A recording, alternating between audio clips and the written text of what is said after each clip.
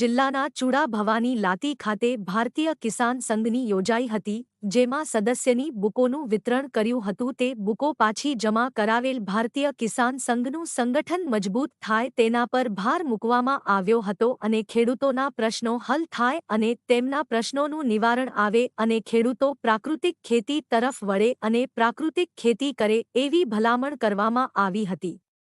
આ મીટિંગમાં ચૂડા ભારતીય કિસાન સંઘના ચૂડા તાલુકા પ્રમુખ તરીકે લકુમ નારણભાઈ ગંગારામભાઈની વરણી કરવામાં આવી હતી। ત્યારે ઉપસ્થિત સહુ સદસ્યો તેમજ ખેડૂતોએ નારાયણભાઈ લકુમને પ્રમુખ તરીકેના નિર્ણયને સર્વસંમતિથી વધાવી લેવામાં આવ્યો હતો અને નારાયણભાઈ લકુમને શુભેચ્છાઓ પાઠવી હતી। આ પ્રસંગે ગુજરાત પ્રદેશ કારોબારી સમિતિના ભીખાભાઈ પટેલ, સુરેન્દ્રનગર જિલ્લા પ્રમુખ જયદેવભાઈ પાઠક, સુરેન્દ્રનગર જિલ્લા સંયોજક લક્ષ્મણભાઈ, ચૂડા તાલુકામાંથી ખેડૂતો અને કારોબારી સભ્યો ઉપસ્થિત રહ્યા હતા।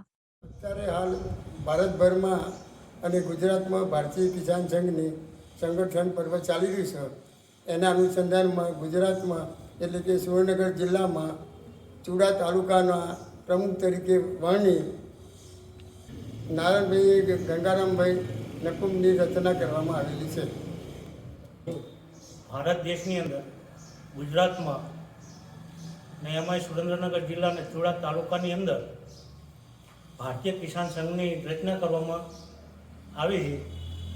એમાં શ્રી નારાયણભાઈ ગંગારામભાઈ લકુમનો પ્રમુખ તરીકે વરણી કરવામાં આવી છે। આ સાથે સુરેન્દ્રનગર જિલ્લાના બીજા તાલુકામાં પણ આ પ્રકારની રચના કરવામાં આવશે।